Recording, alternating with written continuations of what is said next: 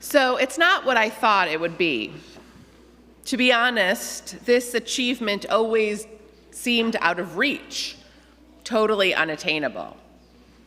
Yes, it was something I knew existed, but would never have been so presumptuous as to imagine it would be mine. And on times when I might have dared to imagine it, I did so quite differently. Naively, I envisioned it would be perfect.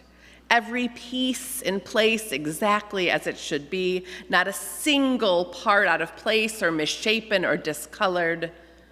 So you can imagine my delight when seeing it come to be. This is how it happened. I received a call from my daughter when I was on my way home from temple one Shabbat afternoon. She said, "There's a surprise for you when you get home." Oh dear, I thought. What could this be? You see, people who know me well know that I do not like surprises, and that I am off to say that the only good surprises are cake and fresh flowers. So when I pulled up in front of my house and saw the pink yard sign, I slowed down to inspect and read, "Yard of the Month." A huge smile came across my face. Wow, I couldn't believe it. Me, us, our house. Really? And in August, the hottest month of the year. How could this be? It's important to know that for years I have pursued and invested in what feels the unattainable perfect yard. Some of my neighbors are in the room and they can attest to this. They didn't know I was speaking about this either. Grass that is green and lush, thick but not too thick, free of fungus and pests, flowers galore attracting precious pollinators and radiating beauty differently at every season. There's been weeding and fertilizing, selecting the right variety of plants, watering, and paying for the water bills.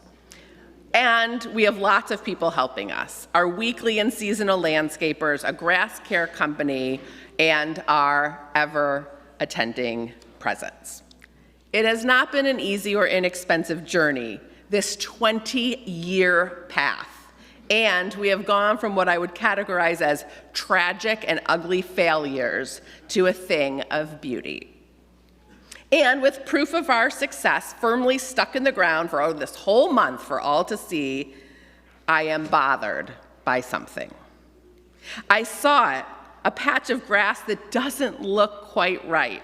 It's less green, yellowing a bit. The blades are stunted, not quite right. So with a sense of tremendous satisfaction and excitement, I admit, I also felt distracted and like I have a little problem to solve. The work is not done. I imagine this experience may be familiar to many. Wanting something, working towards something, anticipating something, and then, upon achieving it, it just doesn't look or feel quite like we thought it would. And there may be some disappointment. This might be an experience you've had in the classroom, on the sports field, in a dance studio, an art class, or in a job. It's also something we experience in our relationships. I'd like to suggest that this is a universal experience that even our ancestors knew, and our Torah text is instructive on how to manage this experience. This week's Torah portion is Ki Tetzeh.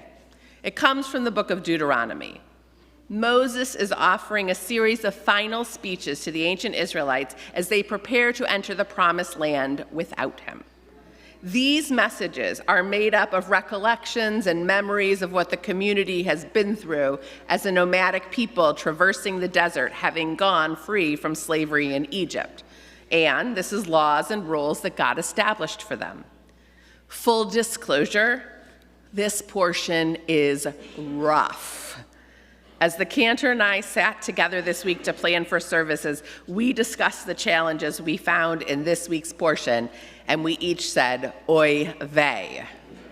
There are many of them, and I invite you to take some time this Shabbat and look through the text yourself, because I will not be talking about many of those things. But what I do find fascinating about this portion, and really most of the legal information focused on the text of the Torah, is that it reveals and addresses the ever-present need to make adjustments, to shape the way the community engaged with one another, the land, and God differently than what was occurring or was likely to occur without that law. I'm going to give you an example. In Deuteronomy chapter 24, verse 10, we read, "When you make a loan of any sort to your neighbor, you must not enter his house to seize the pledge. You must remain outside while the man to whom you made the loan brings the pledge out to you." We can imagine that this law was probably created because those who loaned money must have been entering the houses of their neighbors, and that had become problematic and likely violated the privacy and dignity of the individuals who were borrowing money. I'll give you another example. In verse 20, we read, "When you beat down the fruit of the olive trees, do not go over them again. That shall go to the stranger, the fatherless, and the widow." We can imagine that this law was created maybe because people were not providing enough tzedakah, enough support for those in need. They were not being generous enough with their giving, and that the stranger, the fatherless, and the widow did not have enough. This law may have been helping to force a bit more generosity to take care of the needy when it wasn't one's natural inclination. So you see from these two examples, and over again in our cherished Torah, we learn of laws and regulations that function as corrections to a fledgling community trying to make its way. Imagine the disappointment that Moses and the elders of the community felt when they experienced hardships and complaining, the shrieing of the people, times when the systems that God and the leaders envisioned, created, had put into place, and they just didn't work. When what they strived for, worked for, and cultivated fell short, this had to be tremendously difficult.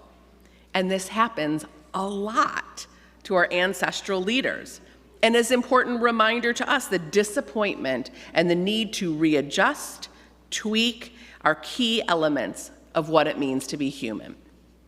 This message and ongoing lesson from tradition speaks to us in this late August Shabbat in the Hebrew month of Elul, as we commence new school years and a Jewish year just a few weeks from now. To be a person means to exist in an ever-changing world. To be successful, we must be nimble and open to making adjustments. We must try, evaluate, adjust, and try again. We must do the best we can to set ourselves up for success with hope in our hearts and determination in our spirits, and when we experience disappointment, take the time to feel the emotions and then muster the energy to adjust and try differently. May our beginnings be good and sweet and fortify us for the hard work that is always a part of doing good and important things. May we find courage and strength among one another, cheering each other on, celebrating the good, and offering compassion and strength in the struggles. Shabbat Shalom.